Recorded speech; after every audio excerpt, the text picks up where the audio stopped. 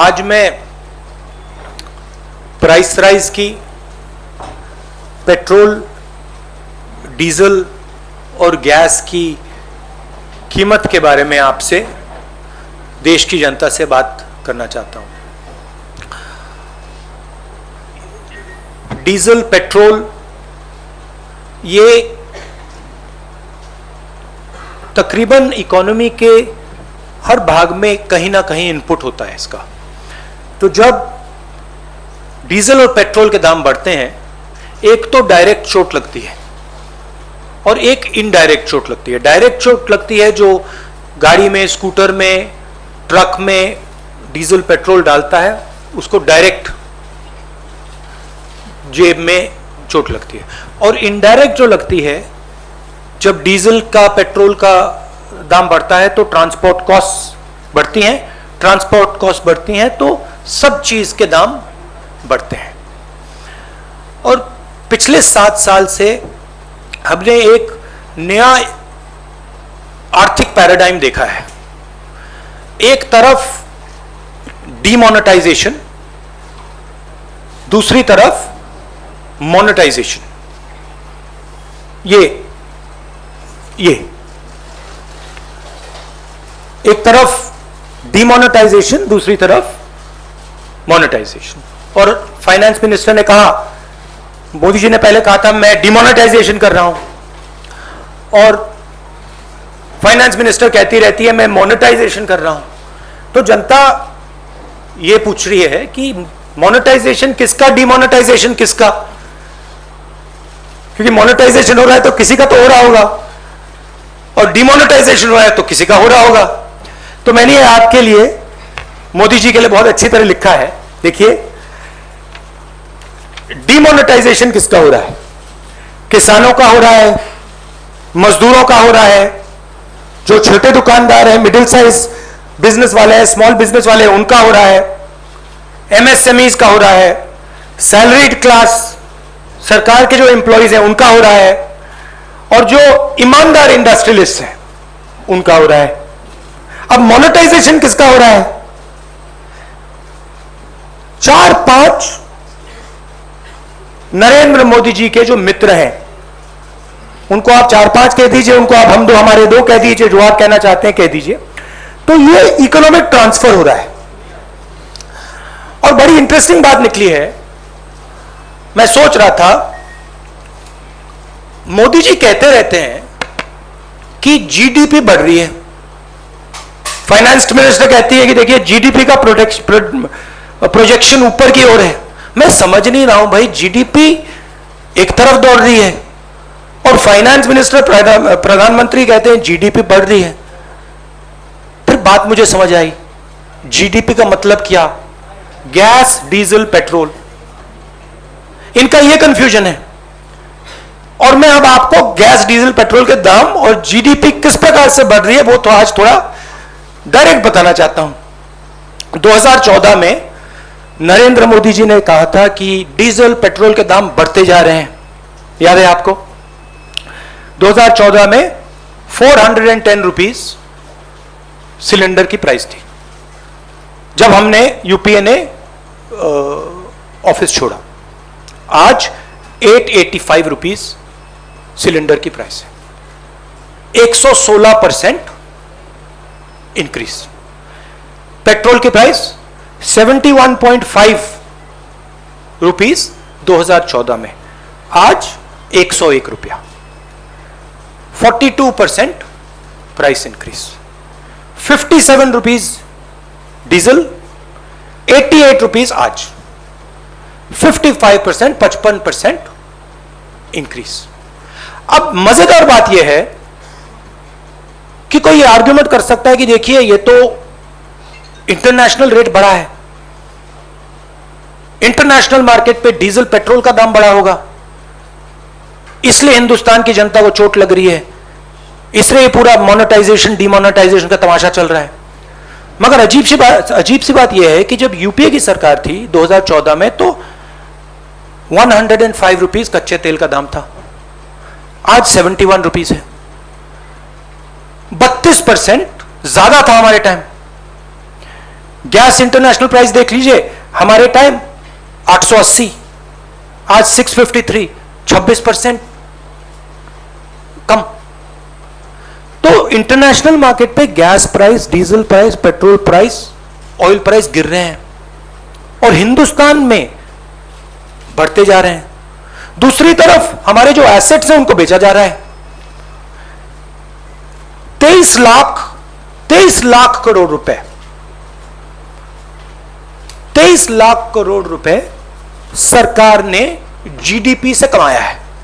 GDP वो gross domestic product नहीं, GDP मतलब गैस, डीजल, पेट्रोल। मेरा सवाल है, ये 23 लाख करोड़ रुपए गए कहां? और जनता को यह पूछना चाहिए कि आपके जेब में से जो पैसा निकाला जा रहा है, छीना जा रहा है, ये कहां जा रहा है? जो हिंदुस्तान के एसेट्स हैं, हमारी कंपनीज हैं, उनको बेचा जा रहा है, डिमोनेटाइजेशन किया जा रहा है, नोटबंदी की जा रही है, जीएसटी आपसे पैसा छीना जा रहा है, किसानों के 3 कानून बने हैं, वहां से आपका पैसा छीना जा रहा है। तो ये जा कहां रहा है? आपके पास तो नहीं आ रहा, आपके जेब में तो नहीं जा रहा। तो हिंदुस्तान के युवाओं को, जनता को यह सवाल पूछना पड़ेगा कि ये जा कहां रहा है, किसको मिल रहा है ये सब पैसा? अब अंग्रेजी में बोल देता हूं। Do I need to say it in English or can I just? You like me to say it in English? Do you want me to? Very Broadly in English, huh?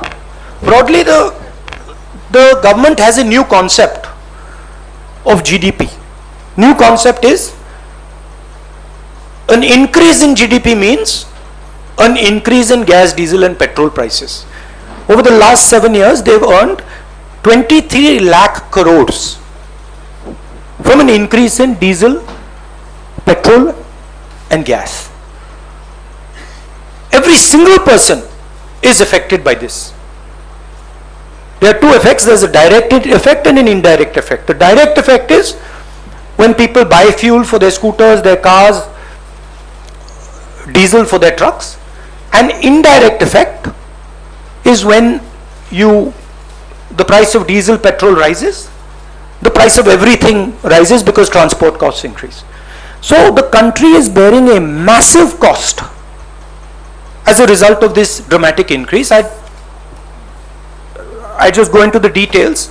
In 2004, when we left office, gas price was 410 rupees a cylinder. Today it is 2014.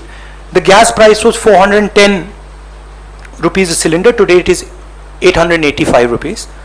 116% increase. Petrol was 71.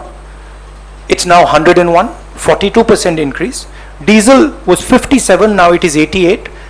A 55% increase. And the interesting thing is, people could argue that prices are rising, diesel, petrol prices are rising because international prices are rising. But that's not the case. Because crude oil prices were $105 when we were in power, and today they're $71. That's a decrease of 32%. Gas prices were $880 per metric ton. Today they're $653. That's a 26% drop. So the interesting thing is, there is demonetization taking place where the farmers, laborers, small traders, MSMEs, contract workers, salaried class, honest industrialists are being hit. And on the other side, there is dramatic monetization taking place where 3-5 big industrialists, friends of the Prime Minister, are being benefited. There is a transfer of wealth taking place from the poor, from the weak, to the Prime Minister's friends. This is what's going on. And this is what I wanted to raise today, and I wanted the young people of this country to think about this. This is about your future.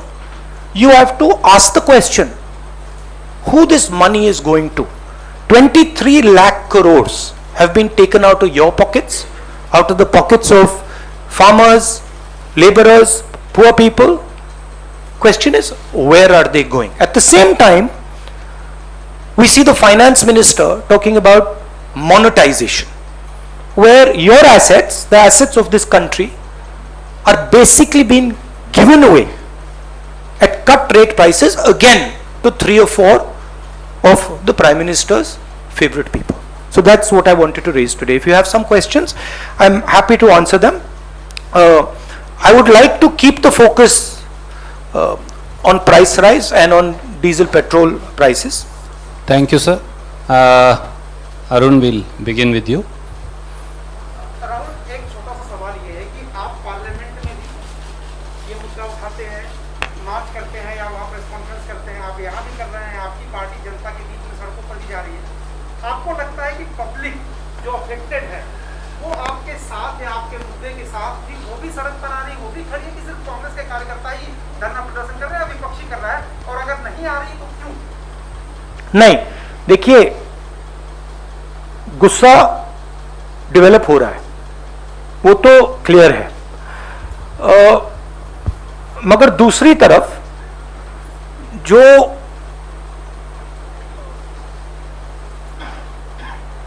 वो आवाज है उसको systematically दबाया भी जा रहा है।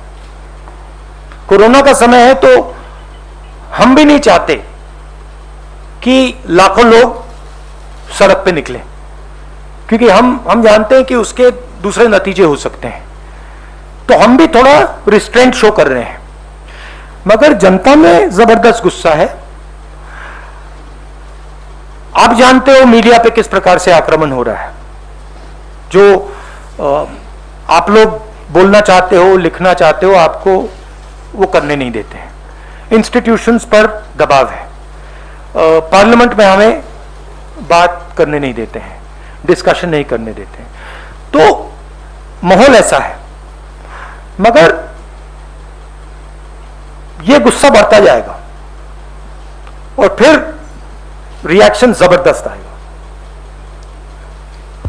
Thank you, sir. May I go to Vijay Lakshmi? Rahul ji, जिस तरह से आपने कहा कि पेट्रोल, डीजल और गैस प्राइसेस बढ़ रहे हैं, तो जो कांग्रेस शासित या विपक्ष के कुछ दलों शासित द्वारा जो राज्य है वहां पर वैट कम करके क्या आपको लगता है ऑयल प्राइसेस में जनता को राहत दी जा सकती है?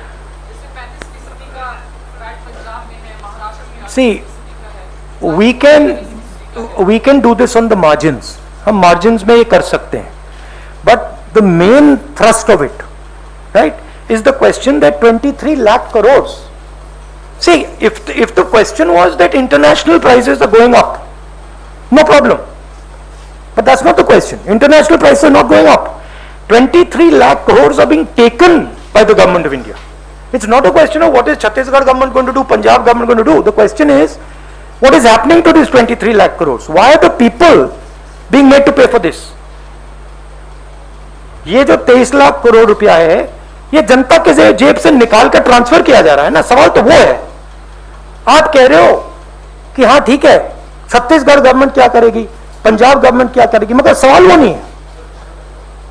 सवाल छत्तीसगढ़ गवर्नमेंट 23 लाख करोड़ नहीं ले रही है, पंजाब गवर्नमेंट 23 लाख करोड़ नहीं ले रही है, सेंट्रल गवर्नमेंट 23 लाख करोड़ रुपए ले रही है। Thank you, sir. Uma Shankar ji from NDTV. जब बीजेपी विपक्ष में थी तो जब पेट्रोल डीजल की कीमतें बढ़ती थी तो बीजेपी की तरफ से कहा जाता था कि हमारी सरकार आई तो 30 रुपये या 35 रुपये पेट्रोल डीजल कर देंगे। आप भी कुछ जनता से कहना चाहिए कि अगर आपकी सरकार आई तो आप पेट्रोल डीजल की प्राइस या गैस की प्राइस नहीं, मुझे वो कहने की जरूरत नहीं है। देखिए, हमारे टाइम क्रूड ऑयल की प्राइस $105 थी, हमारी प्राइस पेट्रोल की 71 थी। मुझे कहने की कोई जरूरत नहीं है, हमने करके दिखाया। यहां आपके सामने प्रूफ है, देख लीजिए।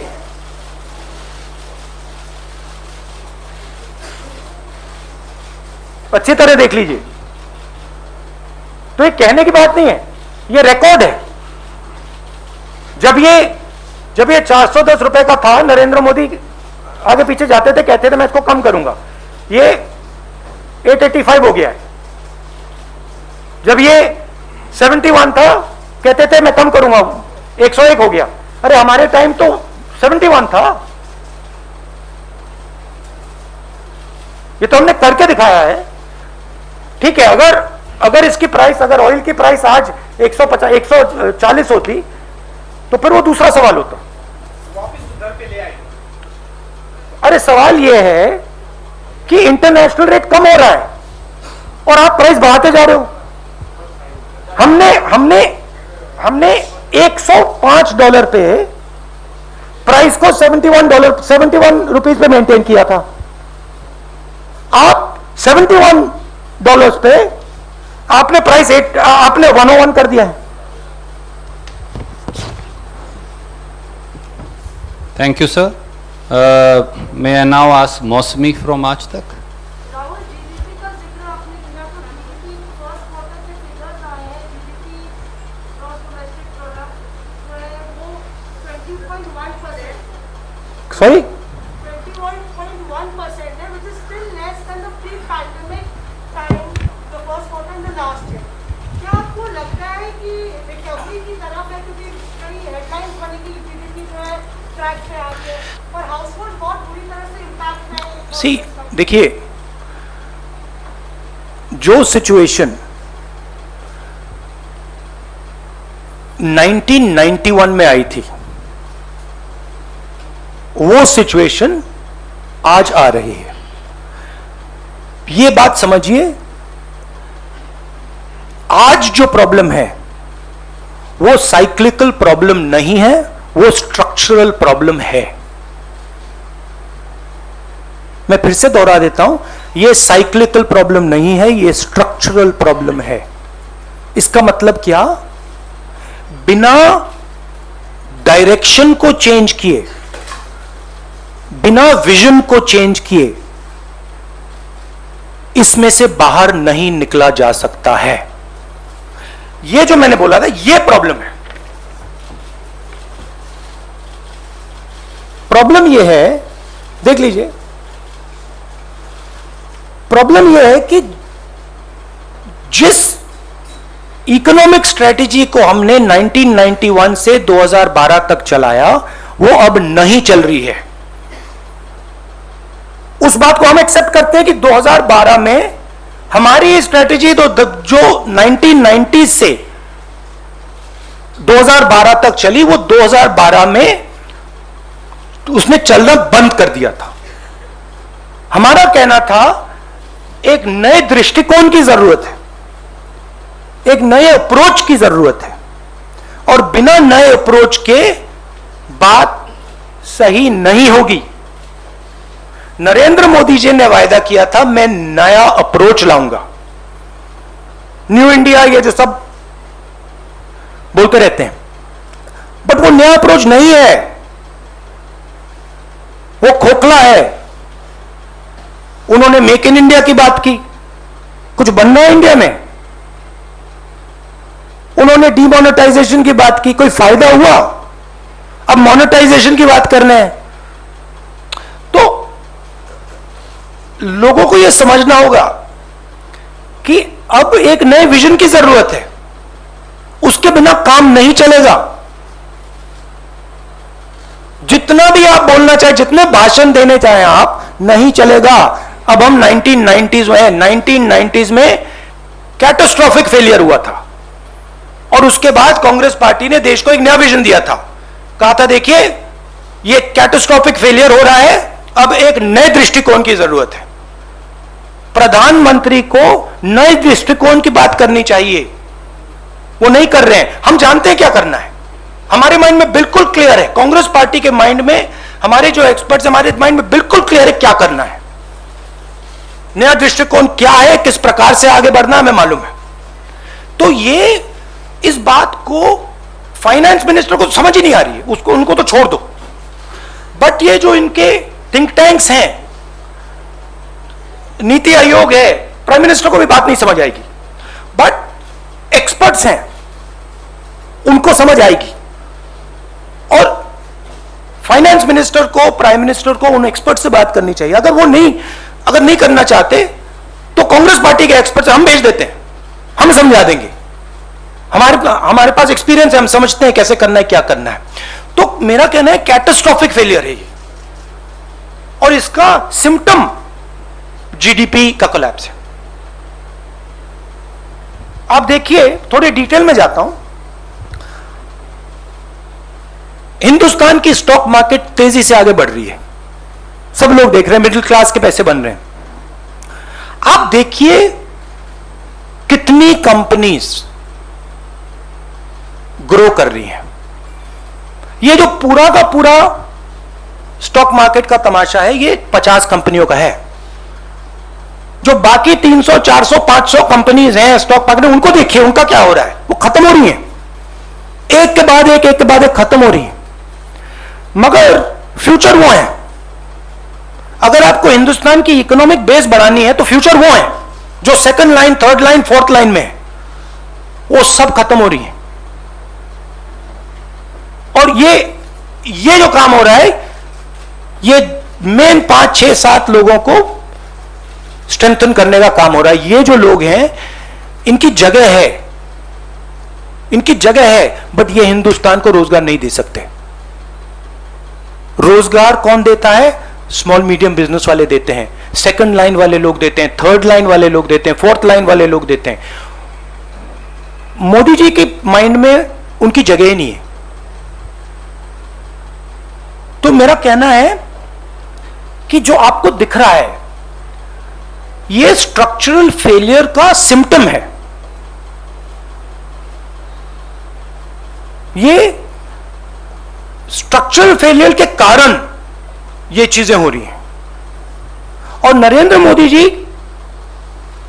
अगर एक्चुअल देश के सही प्रधानमंत्री होते तो देश को कहते, देखिए मैं समझ रहा हूं कि स्ट्रक्चरल फेलियर है और मैं अब देश को एक नया दृष्टिकोण देने जा रहा हूं। और वो दृष्टिकोण बातचीत से निकलेगा, वो रेसकोर्स रोड में बैठने से नहीं निकलेगा। किसानों से जाके बात कीजिए, मजदूरों से जाके बात कीजिए, बाकी इंडस्ट्रियलिस्ट से जाके बात कीजिए, स्मॉल मीडियम बिजनेस वालों से बात कीजिए, फिर आपको देश का एक विजन निकलेगा। उसमें से, उस बातचीत में से देश का विजन निकलेगा। हमने वो बातचीत की है, हम जानते हैं करना क्या है।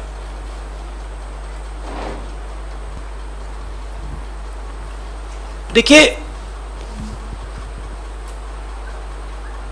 मैं ध्यान से अपना ऑब्जर्वेशन करता हूं, मैं सोच समझ के करता हूं। बेसिकली क्या हो रहा है, मैंने आपसे कहा कि स्ट्रक्चरल फेलियर है और सरकार पैनिक कर रही है। सरकार, नरेंद्र मोदी एक्चुअली डर गए हैं, रियलिटी से डर गए हैं। उनको दिख रहा है कि मैंने देश को ये वायदे किए थे